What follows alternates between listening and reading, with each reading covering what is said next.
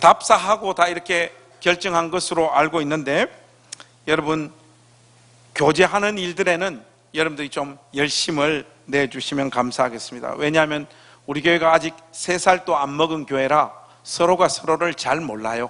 이런 계기들을 통해 가지고 서로 또 깊이 알아가는 그런 계기가 되었으면 좋겠습니다. 10월 7일 오후 모임은 구역 모임이라는 사실 여러분 좀 기억해 주시고, 특별히 구역에 편성되지 않은 새가족들을 포함하여 새롭게 구역을 한번 개편할 예정입니다. 그리고 오후 성경 공부반도 우리가 이렇게 지금 3반으로 나뉘었는데, 너무 오랫동안 특정한 사람들하고만 이렇게 있으면 당파가 나누어집니다. 제가 지금 좀 긴장하고 있어요.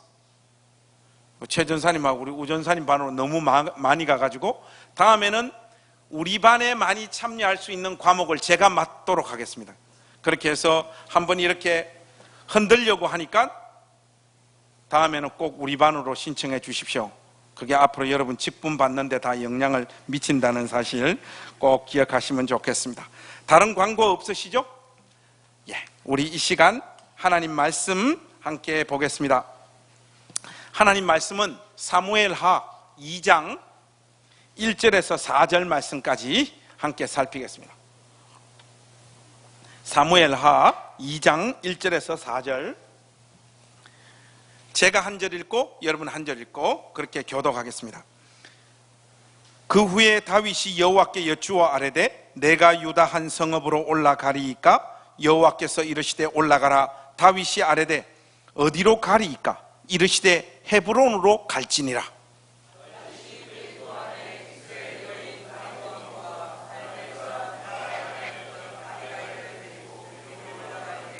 또 자기와 함께한 추종자들과 그들의 가족들을 다윗이 다 데리고 올라가서 헤브론 각 성읍에 살게 하니라.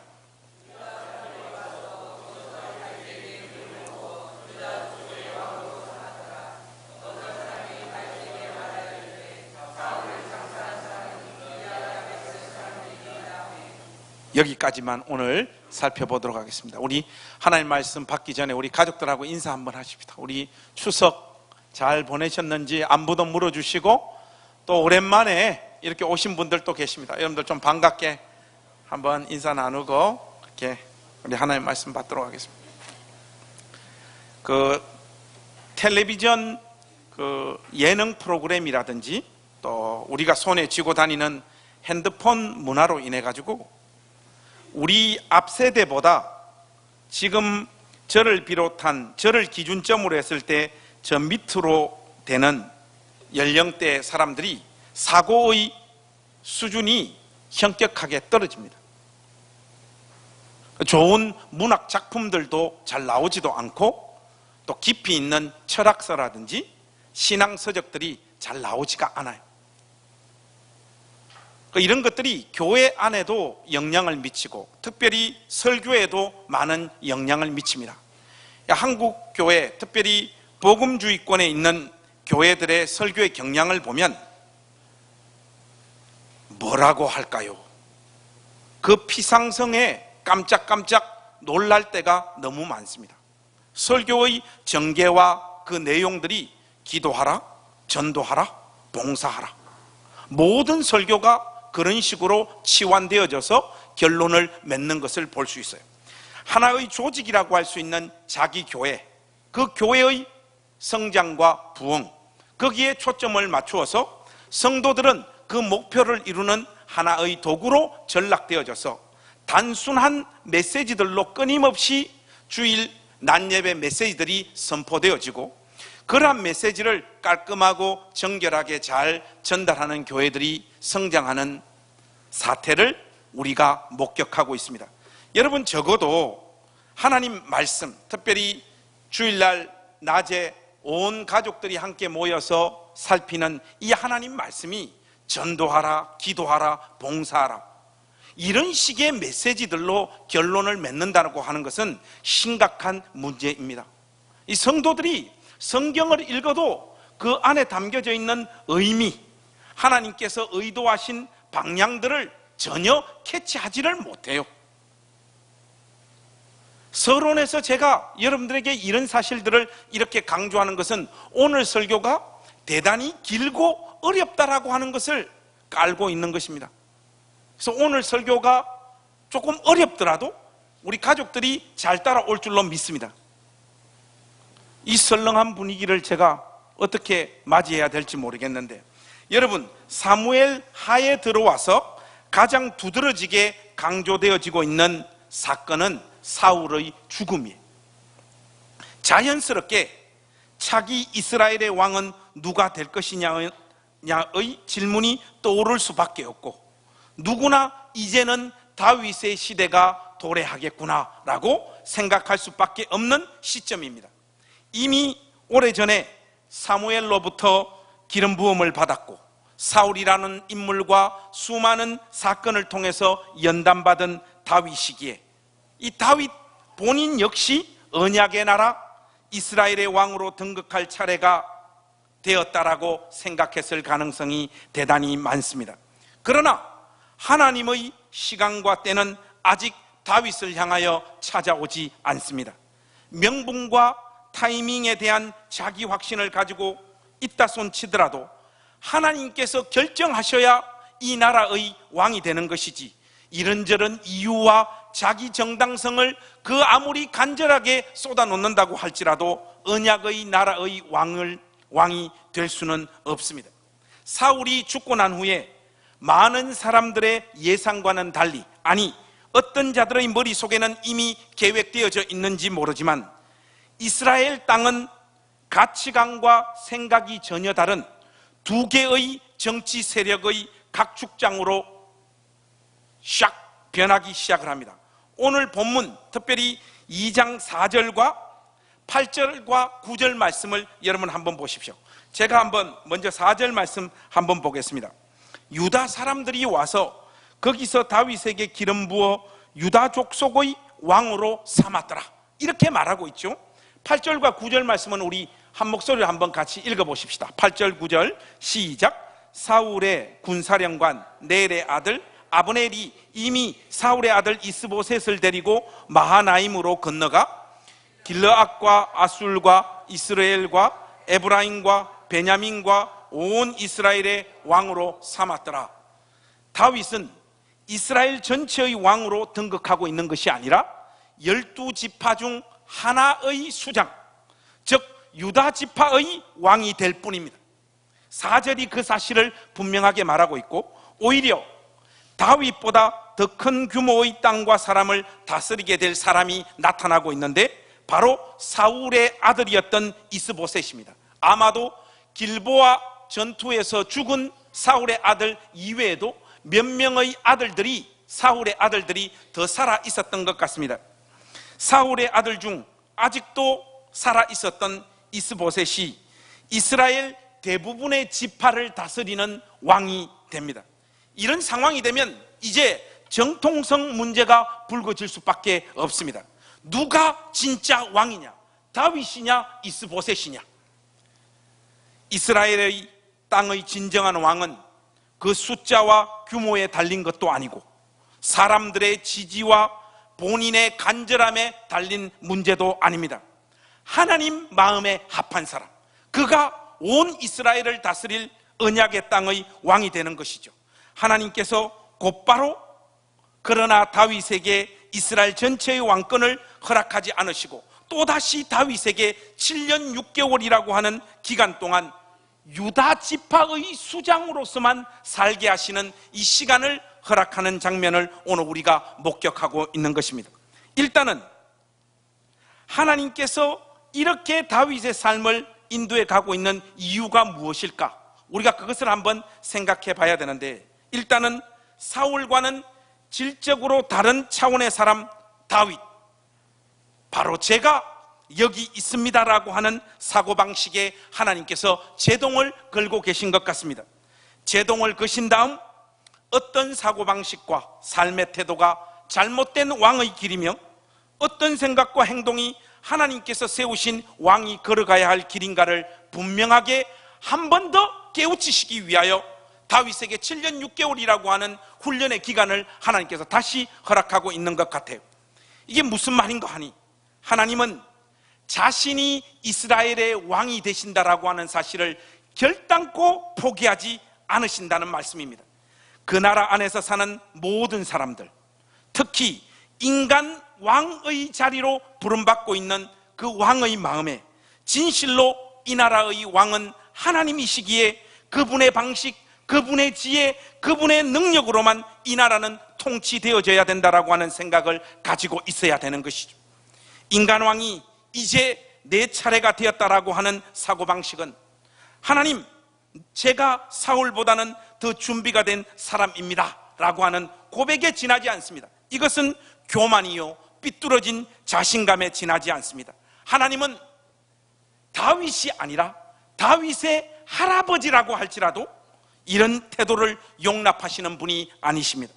하나님 보시기에 다윗의 심령에는 아직도 사울적인 요소가 남아 있었다고 판단하신 것 같고, 물론 다윗은 수많은 사건과 특별히 사울이라고 하는 사람을 통하여 제법 괜찮은 믿음의 사람으로 훈련되어져 있고 일정 규모 정도의 세력을 통치할 수 있는 자질을 가진 리더가 되어져 있는 것이 사실이지만, 하나님은 철저하게 자기 자신이 아니라 하나님이 이스라엘의 왕이심을 인정하기까지 그에게 이스라엘을 맡기지 않으시는 것입니다.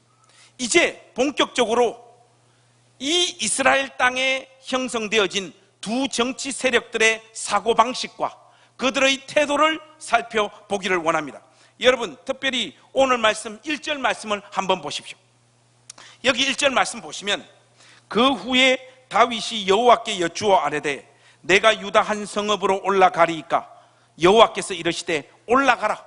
다윗이 아뢰되 어디로 가리이까 이르시되 헤브론으로 갈지니라. 그렇게 기록되어져 있습니다. 다윗은 하나님께 자신이 어떤 길로 가야 할지를 아뢰고 있습니다. 사무엘상을 통해서도 여러 번 우리가 확인했지만 다윗은 중요한 인생의 결정 앞에서 하나님께 그 방향과 뜻을 묻는 것이 습관이 되었던 사람입니다. 물론 그의 인생을 뒤돌아보면 중요한 결정들 앞에서 하나님 앞에 물은 적도 있고 묻지 않은 적도 있습니다. 특별히 묻지 않고 중요한 일들을 결정하고 자기 판단대로 행하였다라고 쓰라린 고통을 맛보았던 적도 있지만은, 이 지점에 와 있는 다윗의 믿음의 세계는 이제 그 어떤 것도 하나님 앞에 묻고 난 다음 행하는 신앙이 그의 영혼의 형성이 되어진 것 같습니다. 더 정확하게 말하면 하나님께서 다윗을 이런 사람으로 빚어내고 계신 것이죠. 하나님께서는 다윗에게 유다의 헤브론으로 올라가라고 명령하십니다. 정치 군사적인 시각에서 볼 때 가장 중요한 장소였기 때문에 그 땅으로 가라고 하나님께서 말씀하고 계신 것이 아니에요. 그런 차원이라면 헤브론은 완전 꽝인 지역입니다. 하나님께서 다윗에게 헤브론으로 올라가라고 하신 것은 그 땅이 가지고 있는 역사적인 의미, 영적인 의미가 있기 때문에 헤브론으로 올라가라고 다윗에게 명령하고 있는 곳입니다. 이 헤브론이라고 하는 곳이 어떤 역사적인 영적인 의미를 지니는 것인 장소인지를 본격적으로 한번 살펴보겠습니다. 창세기 13장에 여러분 보시면 헤브론은 아브라함이 조카 롯과 헤어지고 난 후에 거주한 곳이 이 헤브론 땅이에요.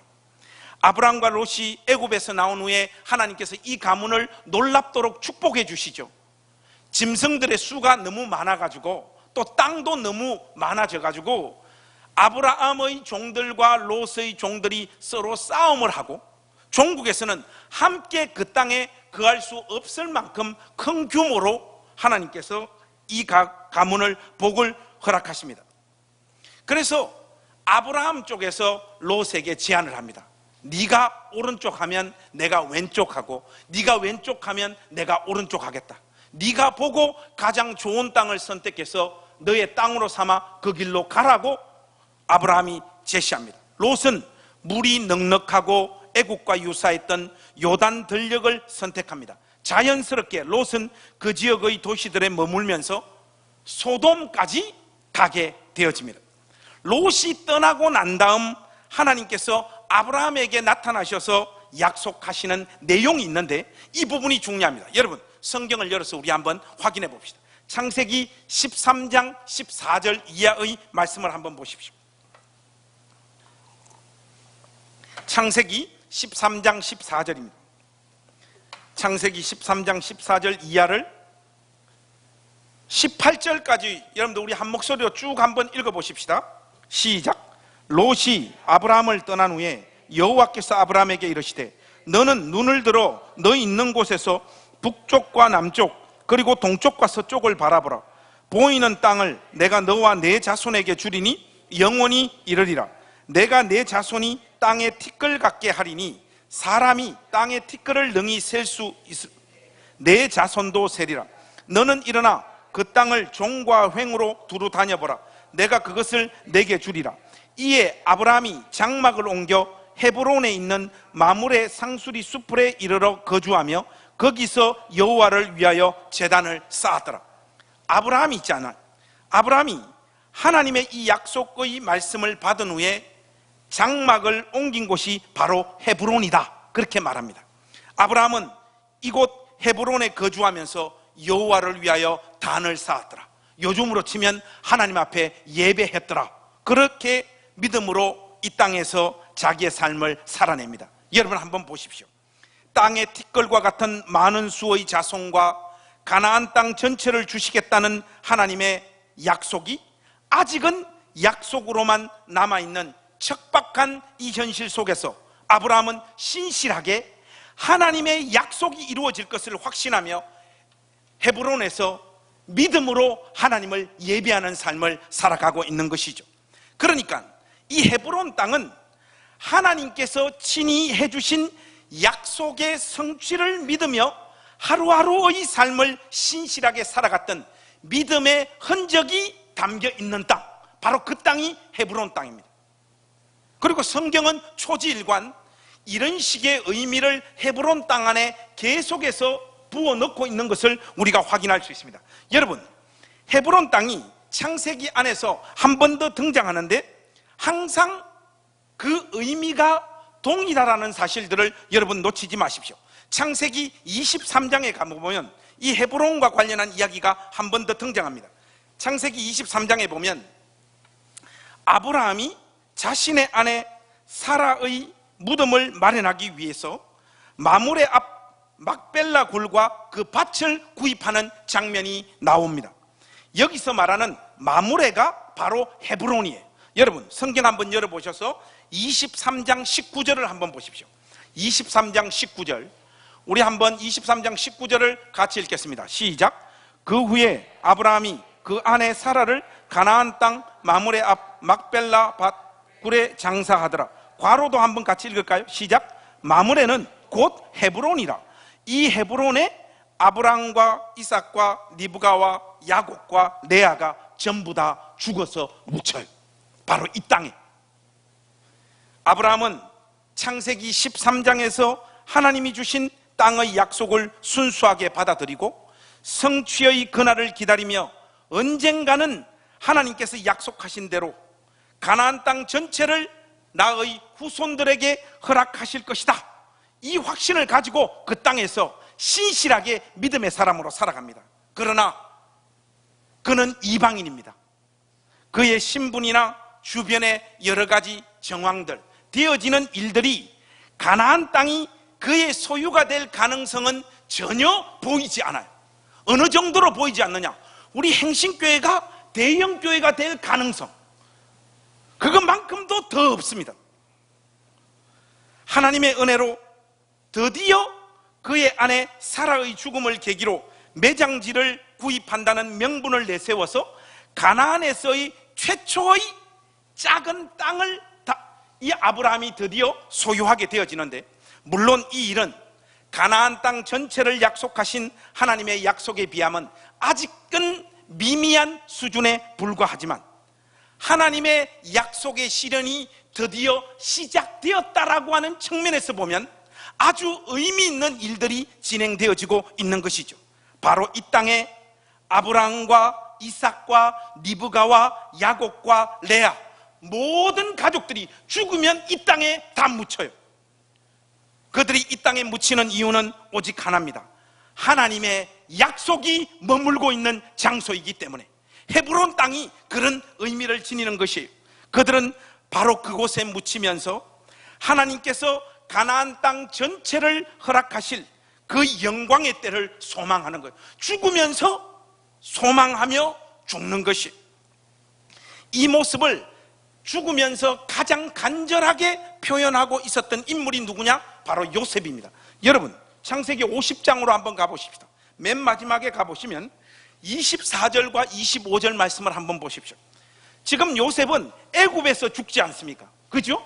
애굽에서 죽는데 어디를 사모하면서 죽는지 성경이 우리에게 잘 소개하고 있습니다. 24절, 25절 말씀 한번 보십시오. 24절, 25절 우리 한 목소리 한번 같이 읽겠습니다. 시작. 요셉이 그의 형제들에게 이르되 나는 죽을 것이나 하나님이 당신들을 돌보시고 당신들을 이 땅에서 인도하여 내사 아브라함과 이삭과 야곱에게 맹세하신 땅에 이르게 하시리라 하고, 요셉이 또 이스라엘 자손에게 맹세시켜 이르기를 하나님이 반드시 당신들을 돌보시리니 당신들은 여기서 내 해골을 메고 올라가겠다 하라 하였더라. 여러분, 어디로 올라가라는 거예요? 가나안 땅으로 올라가라는 거예요. 그게는 아브라함과 이삭과 야곱에게 하나님께서 약속하신, 종국에는 이 가나안 땅 전체가 너의 후손들의 땅이 될 것이다 라고 하는 이 하나님의 약속, 이 언약을 요셉은 애굽에서 죽으면서 사모하며 가나안 땅으로 자기의 해골이 올라가기를 소망하는 것이, 아직 약속한 그 현실은 찾아오지 않았지만 하나님은 실현하시거나 실패하지 않는 분이라고 하는 확신 가운데 그 약속의 날을 사모하고 고대했던 땅, 바로 그 땅이 헤브론 땅입니다. 눈치가 빠른 우리 행신교회 가족들은 헤브론이 상징하는 내용이 하나님의 약속과 그 약속이 이루어질 것을 믿는 믿음과 연관된 땅이라는 것을 이제 어느 정도 감을 잡으셨을 것입니다. 이 땅이 역사성을 지니는 것을 진정으로 입증하려면 창세기 텍스트를 벗어나서 다른 곳에서도 이 사실이 입증되어져야지 우리가 좀 더 확신하며 헤브론 땅이 가지는 의미를 분명하게 우리 가슴에 새길 수 있을 것 같습니다. 여러분, 여호수아 14장으로 한번 가보십시오. 여기에도 보면 똑같은 의미로 기록되어져 있는 헤브론 땅의 의미를 우리가 확인할 수 있습니다. 여호수아 14장 11절에서 15절 말씀 한번 펼쳐보십시오. 여기에서 우리는 갈렙의 고백을 들을 수 있습니다. 이 내용이 중요하니까요, 우리 11절부터 15절까지 한 번 더 우리 소리 내어서 한번 읽겠습니다. 일주일 동안 성경 한 번도 안 읽는데 주일날 와서라도 읽어야 될 거 아니에요. 설교 시간에라도. 아멘입니까 여러분? 어떤 분이 실질적으로 그렇게 이야기를 하더라고요. 목사님, 저는 보통 성경을 안 읽는데 목사님 설교는 성경을 자꾸 찾아서 읽게 해주시니 주일날 와서 그거라도 읽으니까 좋겠다고. 여러분, 이 사람을 칭찬해야 됩니까? 누나를 파야 됩니까?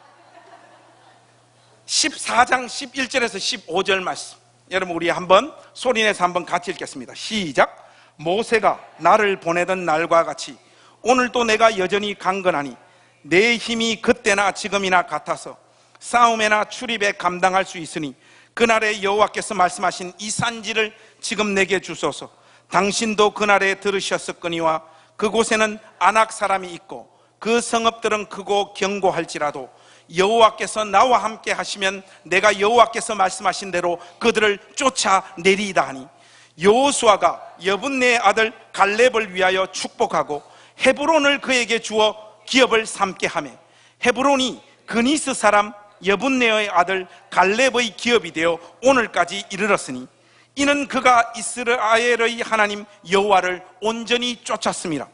헤브론의 옛 이름은 기럇 아르바라. 아르바는 아낙 사람 가운데서 가장 큰 사람이었더라. 그리고 그 땅에 전쟁이 거쳤더라. 그니스 사람 여분네의 아들 갈렙은 원래는 이방 족속 출신입니다. 한마디로 가나안 정복 전쟁이 일어나서 정복 땅에서 죽어야 되는 이방 족속인데 그는 믿음으로 유다 지파에 편입되어진 사람이에요. 갈렙은 비록 이방인이었지만 다른 이스라엘 백성들처럼 하나님을 믿고 약속의 땅 가나안 땅에 지금 들어와 있는 상황입니다. 그는 여호수아에게 다른 땅을 달라고 요구하지 않고 헤브론 땅을 달라고 요구하고 있습니다. 결국 이 땅이 갈렙의 기업이 되는데, 이 땅과 관련해서 금방 우리가 읽은 표현들 중에 아주 인상적인 표현이 있습니다. 15절 맨 끝을 한번 보십시오. 거기 보면 헤브론을 정복하였을 때 그 땅에 무엇이 거쳤다고요? 전쟁이 거쳤다, 그렇게 말하고 있습니다. 사실 가나안 정복 전쟁은 아브라함에게 약속한 가나안 땅 전체를 정복해야지만 이 정복 전쟁은 끝이 나는 것이에요. 여러분, 전쟁이 끝이 나려면 아직 오랜 시간과 많은 땅이 남아 있습니다. 실제로 이 가나안 땅은 다윗이 왕이 되고 나서야 전부 정복되어집니다. 그러니까 하나님께서 아브라함에게 하신 약속이 1000년이 지나서 다윗 왕 때야 하나님께서 하신 약속이 비로소 성취되어지거든요. 갈렙과 여호수아의 시절에서 보자면 아직 500년이나 더 남았습니다. 그런데 갈렙이 헤브론을 정복함으로써 그 땅에 전쟁이 끝났더라, 그렇게 말하고 있습니다. 헤브론 땅에 승리의 깃발이 꽂힌 것은 가나안 전체가 이스라엘 백성들에게 정복된 거나 마찬가지다라고 하는 그 선언인 것이. 왜 그렇습니까? 하나님의 약속이 헤브론 땅에 머물고 있기 때문입니다. 제가 신학교 시절에 읽었던 진짜 명적, 김희공 교수의 신의 약속은 파기될 수 없다라고 하는 책이 있는데, 이 책 제목 그대로 하나님의 약속은 파기되어질 수 없기 때문에 헤브론 땅을 정복한 것이 곧 이스라엘 땅 전체를 정복한 것이나 똑같습니다. 왜냐? 하나님의 약속은 반드시 성취되어지기 때문에. 그 믿음을 내다보고 있는 것이 갈렙의 고백인 것입니다. 여러분, 결론적으로 말하면 헤브론 땅은 하나님의 약속은 반드시 성취되어지는데, 그 성취되어지는 과정과 기간 동안 그 약속을 믿고 신실하게 믿음으로 살았던 사람들이 있었음을 증언하는 땅이 바로 헤브론 땅입니다. 그러니까 오늘 본문에서 하나님께서 다윗을 향하여 헤브론 땅으로 올라가라라고 말씀하시는 것은 하나님께서 자신의 약속은 반드시 성취하는 분이라고 하는 사실을 다윗 자신에게 확인시키시는 거예요. 그렇다면 여러분, 아브라함 지방과 갈렙에게 약속하신 내용과는 달리 하나님께서 다윗에게 약속하신 그 내용이 무엇입니까? 그 내용은 우리가 앞에서 살펴봤던 사무엘상에 나와 있어요. 여러분, 16장으로 한번 가보십시다. 사무엘상 16장에 가시면 여기에 하나님께서 다윗에게 하신 약속들이 담겨져 있습니다. 특별히 1절 말씀이 중요한데요, 1절 말씀 한번 보십시오. 16장 1절 말씀, 하나님께서 다윗에게 하신 약속, 한번 우리 같이 읽어보겠습니다. 시작. 여호와께서 사무엘에게 이르시되 내가 이미 사울을 버려 이스라엘 왕이 되지 못하게 하였거늘 내가 그를 위하여 언제까지 슬퍼하겠느냐? 너는 뿔에 기름을 채워 가지고 가라. 내가 너를 베들레헴 사람 이새에게로 보내리니 이는 내가 그의 아들 중에 한 왕을 보았느니라 하시는지라. 여러분, 성경이 증언하고 있는 바가 바로 이것입니다. 하나님께서는 다윗이 가진 현실적인 조건을 다 뛰어넘어 그의 중심을 보시고 그를 이스라엘의 왕으로 삼으시기로 작정하시고 그 일을 사무엘을 통해 약속하셨고 이루어가고 있는 여정에 있습니다. 그 어린 다윗을 이스라엘 왕으로 삼으시기로 마음먹으시고 그 일을 하나님은 반드시 성취하고 이루어내십니다. 다윗을 향하여 헤브론으로 올라가라고 하시면 아브라함에게 하신 약속을 성취하시는 하나님께서 다윗에게 왕이 되겠다라고 선언하신 그 약속도 반드시 이루시겠다라고 하는 그 사실을 다윗의 심령에 새겨 놓으시기 위하여 헤브론 땅으로 올라가라, 그렇게 말씀하고 계신 것입니다. 그것이 보통 사람들의 시각에서 볼 때는 하나님의 약속은 늦어지고 불리한 여건이 형성되고 가도 끝이 없는 길처럼 보일 때가 많습니다. 그러나 이스라엘의 하나님은 시건하시는 분이 아니시고 내뱉은 말과 약속은 반드시 성취하시는 하나님이십니다. 그러나 여러분, 이 사실을 잊지 마십시오. 하나님의 언약을 가슴에 담은 자들의 삶은 그 약속이 실현되어지는 날까지, 순간까지 마치 실패자요, 낙오자요, 끊임없는 고난을 겪는 사람으로 살 수밖에 없는 삶의 한 측면이 있다는 이 사실을 잊지 마십시오. 무엇보다 하나님에 대한 신뢰와 믿음이 없는 자들과 그분의 일처리 방식에 익숙하지 않는 사람들은 자기 안에 있는 조바심을 견뎌내지 못합니다. 처음부터 하나님의 약속을 믿지 않는 사람이 있었는가 하면, 처음에는 하나님의 약속을 믿었는데 자기의 삶과 인생이 전개되어지는 꼬라지를 보니 하나님이 내 삶에는 아무런 관심이 없구나라고 하는 확신을 인생의 어느 시점에 가지게 되면, 그때부터 그 사람의 삶은 와르르 무너지기 시작하여 믿지 않는 자들과 방불한 모습으로 자기 인생을 전개해 가는 것이죠. 이런 식의 모습들이 기독교라고 하는 종교 시장 안에 편만이 깔려 있다는 사실을 여러분 잊지 마십시오. 이 행신교회 안에도 그런 자들이 분명히 있습니다. 하나님을 섬기고 믿는 일에 진지함이 없어요. 간절함이 없고 하나님의 약속을 붙잡고 신뢰하며 끝까지 신실하게 예배하며 나아가는 그 진지함들이 다 사라져버린 사람들로 예배당이 가득가득 채워지고 있습니다. 이런 모습을 보여주는 그 단적인 예가 누구냐? 사울의 아들 이스보셋의 무리들입니다. 헤브론으로 올라가라는 하나님의 명령을 따라 그곳으로 향하는 다윗과는 달리 이스라엘을 통치하게 된 이스보셋의 무리들의 선택을 여러분 한번 보십시오. 오늘 본문을 넘어서 2장 8절과 9절을 한번 더 보세요. 2장 8절과 9절에 보시면 사울의 군사령관 넬의 아들 아브넬이 이미 사울의 아들 이스보셋을 데리고 어디로 갔다고 기록되어 있습니까? 마하나임으로 건너가 길르앗과 아술과 이스라엘과 에브라임과 베냐민과 온 이스라엘의 왕으로 삼았더라. 이들의 핵심적인 거점은 다윗은 헤브론 땅이 되는데 이스보셋의 무리들은 마하나임이라고 하는 땅이 되어진다. 마하나임으로 건너갔다라고 하는 이 표현은 요단강을 중심으로 했을 때 동편에 위치한 곳으로 가서 그 틀을 잡았다라고 하는 의미입니다. 여호수아와 백성들이 가나안을 정복하기 전에 광야에서 나와서 머물렀던 지역이 바로 이 요단강 동편 지역이었죠. 마하나임으로 가기 위해서는 이스라엘에서 바깥쪽으로 가서 강을 건너야 됩니다. 그러니까 마하나임은 단순히 동쪽에 위치한 땅이 아니라 언약의 땅 이스라엘 바깥 땅을 의미하는 거예요. 이들이 이런 무모하고 불신앙적인 선택을 하는 이유는 자신들이 통치하는 지파가 10지파 이상이기 때문에 앞으로 더 번성하고 발전할 것이라고 하는 예상을 할 수밖에 없었고, 당연히 지중해와 요단강 사이에 끼어 있는 지역보다는 요단강을 건너서 대륙과 교통하는 지역의 틀을 잡고 미래를 준비하는 것이 훨씬 더 현실적으로 좋은 선택이라고 하는 확신을 가졌기 때문에 언약의 땅인 이스라엘 떠나서 바깥 땅 마하나임의 틀을 잡고 있는 것입니다.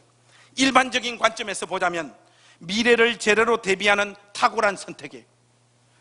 그와 반면에 헤브론으로 들어간 다윗을 한번 생각해 보십시오.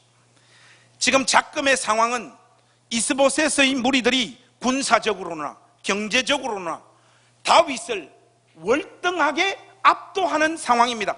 이 상황에 적진 한가운데인 헤브론으로 들어간다는 것은 인생을 포기하는 거나 마찬가지예요. 조금만 더 신중한 사람이었다면 언제라도 도망갈 수 있는 변방의 틀을 잡는 것이 약자의 합당한 선택입니다. 그러나 하나님께서 다윗을 향해 올라가라고 명령한 땅이 바로 헤브론 땅이기 때문에 다윗은 이 헤브론 땅으로 올라가고 있는 것입니다. 그러니까 언약의 땅은 물이 좋고 기름진 땅이어서 더 살기 편한 땅이 아닌 것이에요. 더 많은 사람을 수용하거나 경제적으로 더 윤택한 환경이 조성되어진 땅도 언약의 땅이 아닙니다. 이곳은 오직 하나, 하나님의 약속이 머무는 땅입니다. 하나님께서 함께하는 땅이요, 하나님께서 도와주시는 땅이요, 하나님께서 왕이 되셔서 친히 통치하는 땅, 바로 그곳이 언약의 땅입니다. 그래서 하나님의 신실하신 약속의 성취, 오직 그가 하나만을 믿고 자기 인생 전체를 던진 사람들을 하나님의 언약 백성이다, 성경이 그렇게 말을 하고 있는 것입니다. 여러분, 오늘 본문에 대한 주제가 거의 다 맞춰졌습니다. 오늘 이 말씀이 우리 공동체를 향하여 어떤 의미를 지니고 어떻게 우리 삶에 적용되어져야 할까요? 아브라함과 다윗에게만 하나님께서 특정한 약속을 하신 것이 아닙니다. 우리에게도 하나님께서 주신 약속이 있는 줄로 믿습니다. 여러분 기억을 이렇게 떠올려 보시면 하나님께서 여러분 삶 가운데 약속하신 내용들 중에 여러분 가슴을 가장 뛰게 만들고 설레이게 만드는 것이 무엇입니까? 이것과 관련해서 하나님께서 약속하지도 않은 것을 약속으로 받았다라고 하는 분들이 교회 안에 꽤 많아요. 기도 중에 목사님, 제가 이런 내용을 하나님으로부터 약속받았습니다, 이러는 분들도 계시고, 성도들의 그런 심리를 이용하여 하나님께서 형제님과 자매님에게 이렇게 축복하신다고 하나님께서 말씀하십니다. 그러니 선 헌금을 하십시오, 이런 자들이 많죠. 여러분, 이런 사기에 속지 마십시오. 개신교 정통주의 신앙은 하나님의 약속을 오직 하나님 말씀 안에서만 확인하고 붙잡는 것인 줄로 믿습니다. 이 부분 놓쳐버리면 여러분 신앙 자체가 그냥 다 흔들려 버리기 시작합니다. 지 혼자 지 좋아하는, 자기 느낌에 좋아 보이는 어떤 내용들을 하나님께서 약속하셨다라고 확신을 해요. 제가 지금은 살이 쪄가지고 이렇게 돼지지만 저도 총각 때는 나름 인기가 많았어요. 우리 집 사람이 있어서 이런 말 하기가 좀 그렇지만은 저도 인기가 있었다고요. 믿습니까? 보통 이런데 아멘을 해 주셔야죠. 저를 좋아했던 여자 청년이 한 명 있었는데 얘가 하는 말이 뭔가 하니까, 오빠, 저 마음에 하나님께서 사모가 되라고 감동을 주세요. 제가 그래서 그 자매에게 그렇게 이야기했던 기억이 있습니다. 집에 가서 처자 빠져 자라. 여러분, 나도 좋아야지 사모가 되는 거지. 지 혼자 응답받고 와서 나랑 결혼하자고 이야기하면 도대체 제가 어떻게 해야 됩니까? 긍휼히 여겨 그냥 그녀를 아내 삼아야 됩니까? 그럴 수 없었고, 그래서 지 엄마를 만났다라는 것을 오늘 설교의 결론으로 마무리하고 설교를 여기서 끝내려고 하니까 아쉬워요. 여러분, 저는 하나님께서 우리에게 해주신 약속 중에 제일 저 마음 깊이 남아있는 그 하나님의 약속은 마태복음 28장입니다. 여러분 잘 아시죠? 한번 열어보십시오. 마태복음 28장 18절에서 20절 말씀, 여기 한번 보십시오. 마태복음 28장 18절에서 20절 말씀, 제가 한번 읽겠습니다. 예수께서 나와 말씀하여 이르시되 하늘과 땅의 모든 권세를 내게 주셨으니 그러므로 너희는 가서 모든 민족을 제자로 삼아 아버지와 아들과 성령의 이름으로 침례를 베풀고 내가 너희에게 분부한 모든 것을 가르쳐 지키게 하라. 볼지어다 내가 세상 끝날까지 너희와 항상 함께 있으리라 하시니라. 세상 끝날까지 하나님께서 저를 놓지 않고 저와 함께 하시며 저를 끝까지 붙잡아 주신다라고 하는 이 사실, 여러분 이것만큼 우리 가슴을 뛰게 하는 내용이 어디 있겠습니까? 하늘과 땅의 모든 권세를 쥐고 계신 분이 우리가 이 땅에서 사는 동안 하나님께서 명령하신 바를 수행하며 살아가는 그 마지막 순간까지 우리와 함께 하시겠다라고 하는 약속입니다. 중요한 것은 이런 하나님의 약속이 희미해지거나 믿을 수 없는 상황이 우리의 인생에 끊임없이 찾아온단 말이죠. 하나님의 약속을 의심할 수밖에 없는 여건과 상황들이 너무나 자주 우리 삶을 찾아온다는 것, 이것이 우리가 가지고 있는 현실적인 고민입니다. 하나님이 정말 우리와 함께 하시나 하는 순간들이 여러분 삶에도 얼마나 많이 있습니까? 살아갈수록 하나님은 없는 것 같아요. 그분의 특징은 숨어 계셔서 보이지 않는 분이십니다.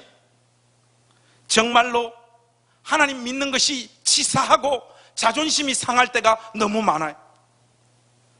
성요한이 말한 영혼의 깊은 밤, 하나님의 침묵은 뭐가 그렇게 자주 우리 인생을 찾아오는지 모르겠어요. 어쩌다가 한 번만 오면 좋겠는데 1년에도 한 10번 정도 와버린단 말이죠. 환장할 지경입니다. 그분은 세상을 만들어 놓고 책임을 회피하고 계시는 분 같아요. 침을 삼키는 순간에도 우리를 놓지 않는 하나님이라고 말하지만, 이거 여러분 우리가 느끼기에 새빨간 구라고 거짓말이지 않습니까? 이신론의 하나님, 하나님이 마치 그런 분 같아요.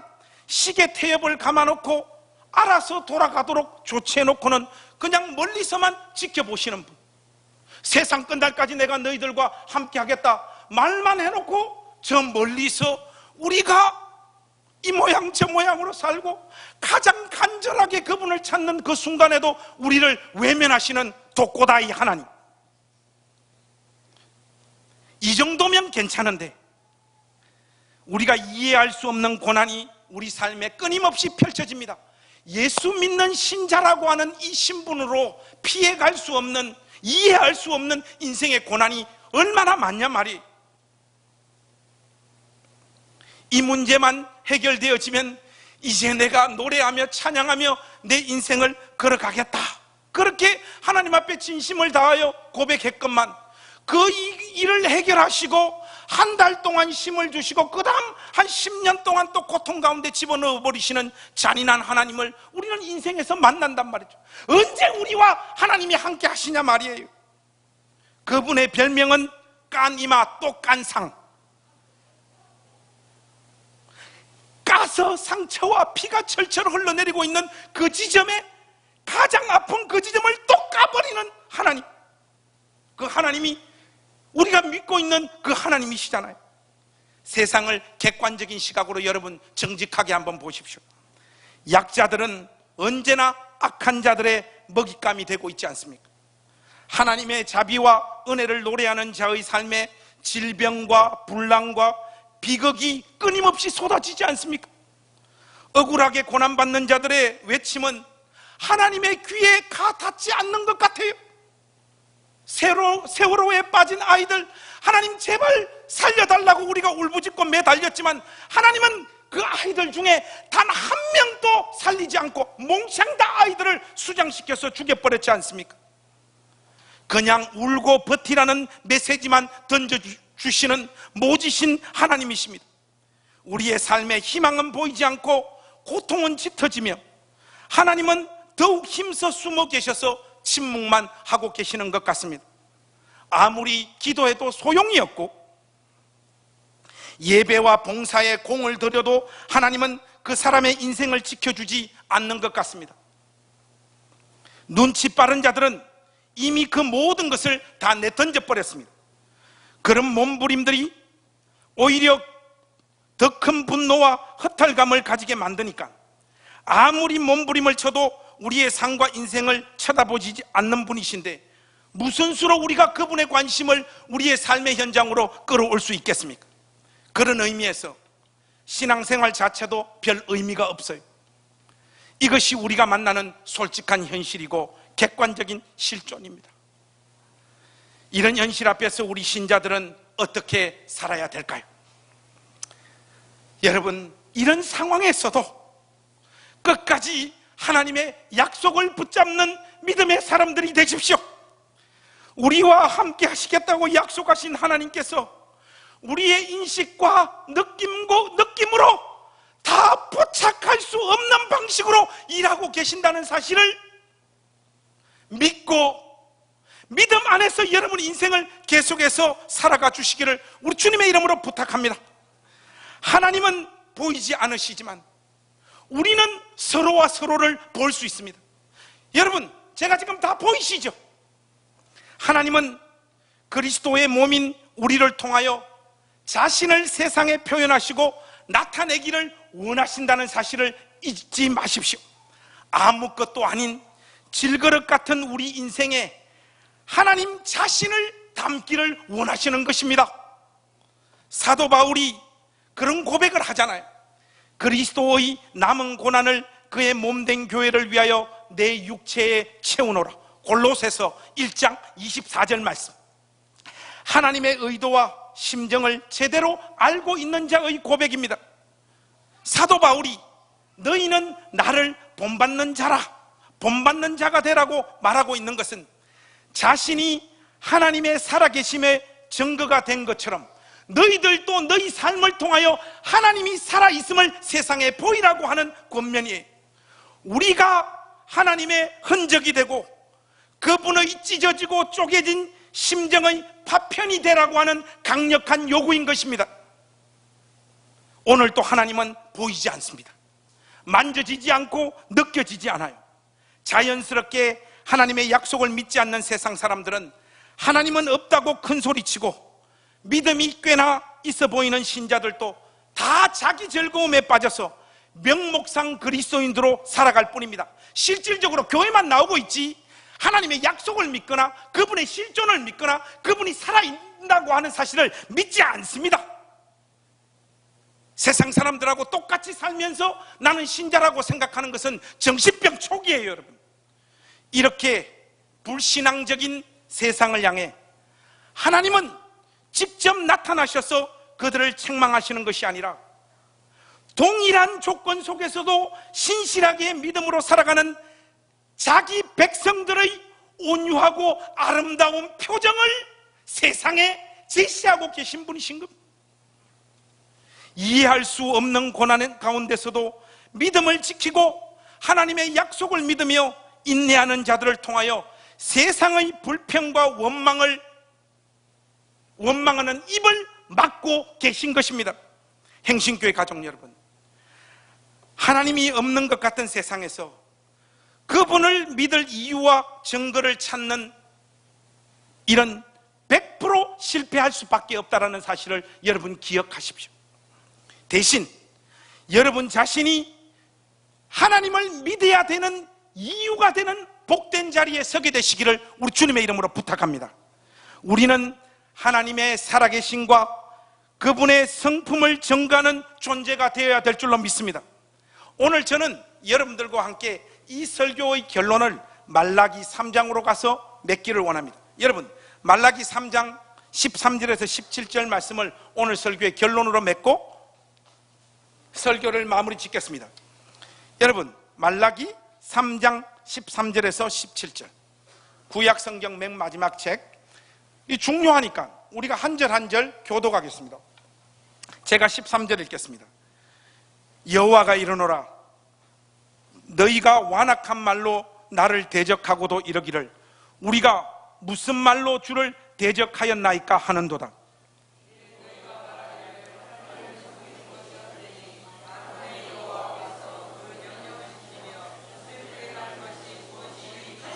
지금 우리는 교만한 자가 복되다 하며 악을 행하는 자가 번성하며 하나님을 시험하는 자가 화를 면한다 하노라 함이라.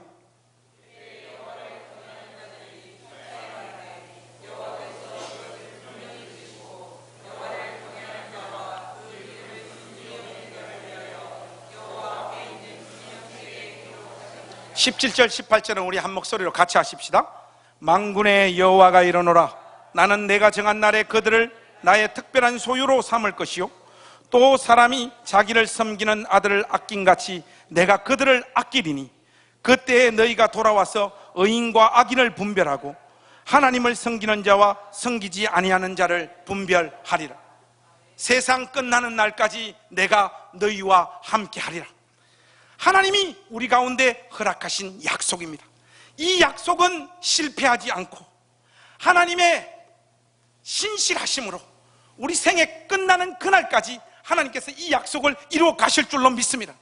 그러나 여러분, 오늘 우리가 만나는 그 현실은 다윗이 이스라엘 전체를 다스리는 왕이 되는 그 시기까지 기다려야 되는, 산을 넘으면 또 산이 있고 산을 넘으면 또 산이 있고, 사울이 죽었으니 이제 당연히 내가 이스라엘 나라의 왕이 되겠다 했는데 7년 반을 또 더 기다리게 만드시 잔인하신 이 하나님을 만나고 있는 다윗. 그러나 그 다윗이 헤브론 땅으로 올라가라고 말씀하시는 하나님 명령을 쫓아 다시 유다 지파 한 지파를 다스리기 위하여 헤브론 땅으로 올라가고 있는 다윗의 이 믿음의 여정이 여러분의 믿음의 여정이 되실 수 있기를 우리 주님의 이름으로 부탁합니다. 여러분 인생이 시궁창 같아도, 하나님이 전혀 간섭하지 않고 도와주지 않고 역사하지 않는 그 상황 가운데 기나긴 인생을 보내고 있다고 할지라도, 여러분이 알지 못하는 방식으로 지금 하나님이 일하고 계신다는 사실을 잊지 마십시오. 오늘 죽지 못해 예배당에 와서 앉아있는 이 삶의 결과가 하나님이 여러분 영혼을 붙잡고 있기 때문에 만들어지고 있는 결과라는 사실을 잊지 마십시오. 세상 끝나는 그날까지 우리와 함께 하시며 우리를 지키신다라고 하는 하나님의 이 약속은 폐기되어지지 않고 유효하며 신실하게 하나님이 이 약속을 성취해 가실 줄로 믿습니다. 여러분 인생을 통하여, 여러분 인생 가운데 하나님께서 자기 약속을 지켜내시는 하나님 그분의 신실하심을 생생하게 맛보는 복된 인생들이 되시기를 우리 구주 예수 그리스도의 이름으로 축복합니다. 기도하겠습니다. 하나님, 아브라함에게 약속하셨고 다윗에게 약속하셨고 우리에게도 약속하셨습니다. 하나님의 약속을 받은 자의 삶이 왜 이렇게 고통스럽고 눈물과 한숨과 답답함과 고민하며 머리를 뜯으면서 가야 되는 길인지 저희들이 다 이해할 수 없습니다. 그러나 하나님, 우리의 온 마음을 다하여 고백합니다. 하나님은 시건하시는 분이 아니시고 반드시 그 약속을 지키시는 분이라는 것, 우리가 믿음으로 고백합니다. 하나님, 우리 생애 끝나는 그날까지 우리의 오늘의 삶이 비록 비참하고 서럽고 답답한 상황 가운데 내몰려도 그 삶이 하나님이 함께하는 삶이라고 끝까지 고백하는 우리가 되게 하여 주시옵소서. 우리 구주 예수 그리스도의 이름으로 간절히 기도하옵나이다. 아멘.